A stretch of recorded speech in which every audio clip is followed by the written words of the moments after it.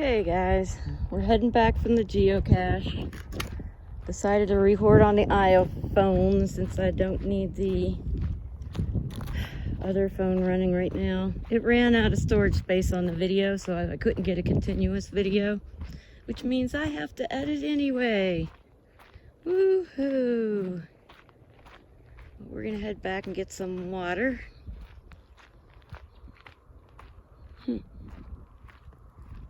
Secret power outlet. I'm not showing where that is, but interesting.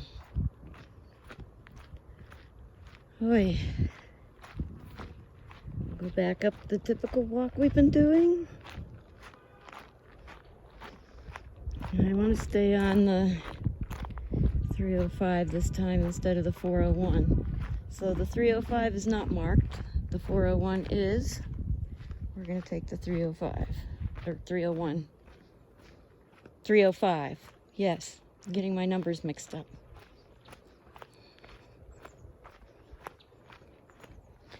Hopefully, I can have this uploaded by tonight so I can show it on the live stream from Wilhoit. We probably won't see a sunset, so that's why I decided to prepare some fun stuff to watch.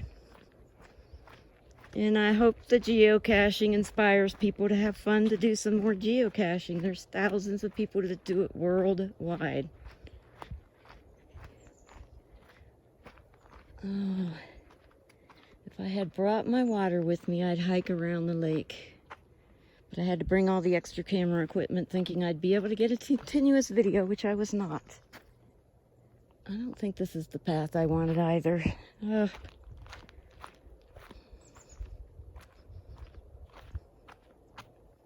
Oh, what the heck, let's take it. I wish they'd mark all of them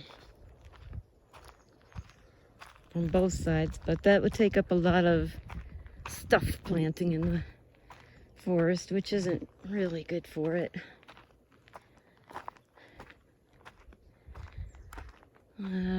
We just come from a generation where we want everything easy.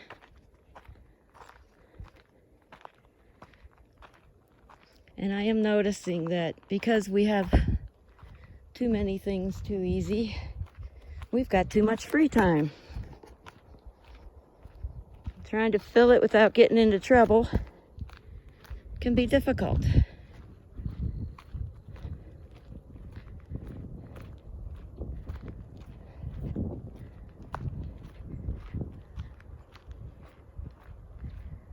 I think I need to go back to my, I had a motto in my head from a dream I had for a long time: others first. If I live my life for others without making my life miserable or without meaning, that I actually have more meaning in my life.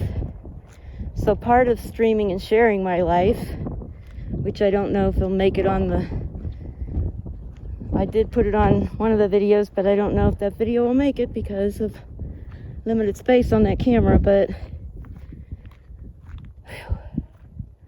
I do like serving and making my life meaningful in that I affect people's lives in a good way, and that's my life purpose ultimately. Here's this memorial again I showed on the walk to the lake last night. Apparently somebody named Tim passed away, and this is his memorial. I don't know how he passed away or anything. There's really no info on that, but it looks like it happened in 2020. Either it was in that spot with a fall or some wildlife, or this was one of his favorite spots to be. I really don't know. But I'm not taking that way up. Whew. It is so nice and cool right down here in the shade. There's a lot of flies. Somebody dumped something here, or took a dump, which is possible. I don't know how to make it all the way to the bathroom. I think I did want that trail. Oh, let's just keep going along the thing here.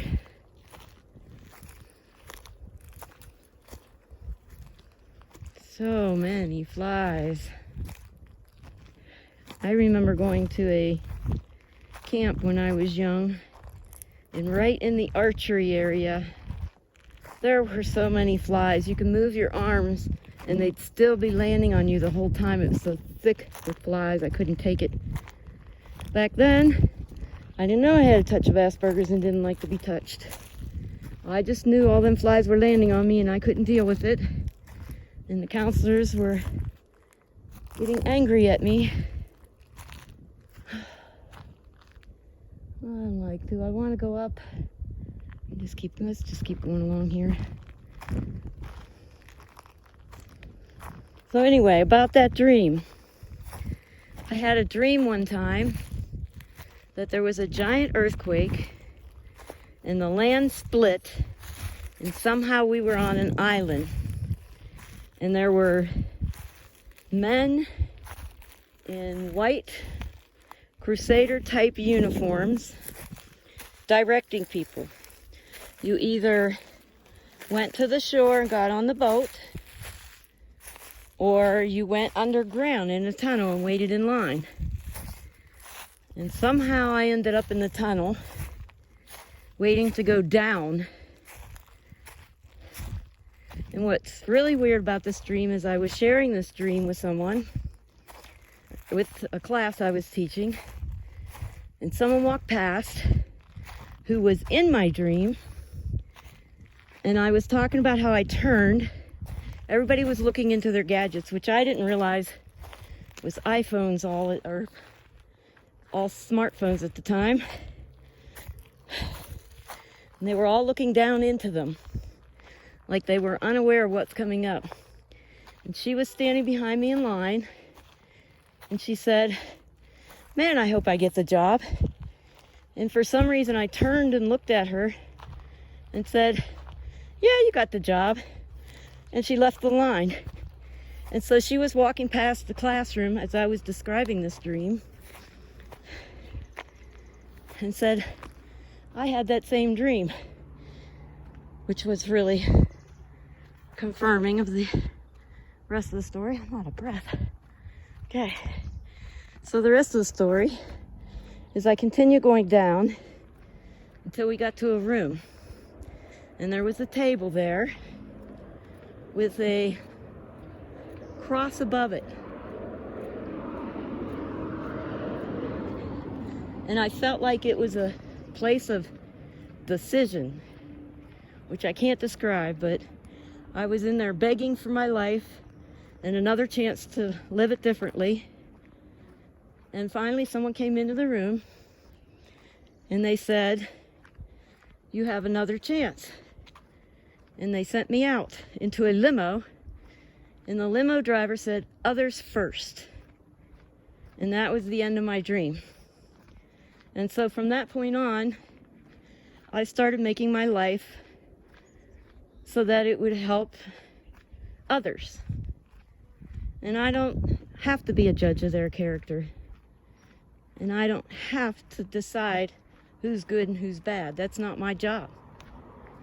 My job isn't to decide. My job is to carry on a loving message that'll get people to where they need to be. And that's how I was living my life. My pain sometimes gets so overwhelming and takes me off track. And then it's all about me and my pain and how to relieve it. And it can really take over. When you have a lot of past trauma, and trust me, I have a lot, your mind kind of locks down. And you no longer think the way you want to think. And you don't always have the wisdom you want. So I got lost for a little bit in my depression and in my pain. And especially after the convoy, because we formed like a family, we were on a mission, and then it ended so suddenly. And I was lost in depression. I felt like I couldn't find my mission. I couldn't get back to living my life the way I was. And it's a big struggle. But I think I need to get back to others first for my life and inspiring people so that they can end up where they need to end up, where life is good. It's not easy. Life will never be easy. It'll never be comfortable. But finding a way where it's tolerable and you can still find joy is a big quest. And you have to find that for yourself. But that's what I want to inspire people to do, and that's why I stream just about everything that comes on my chats and along my life.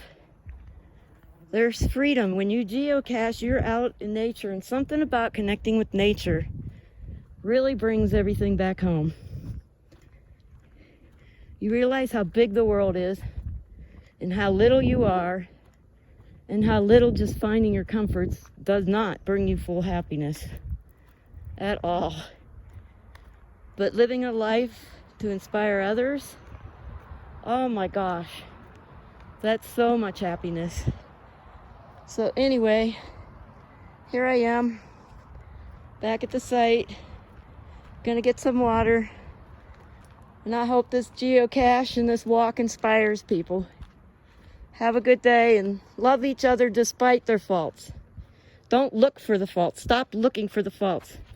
Start looking for how you can inspire someone to find their happiness. And that be it. Bye.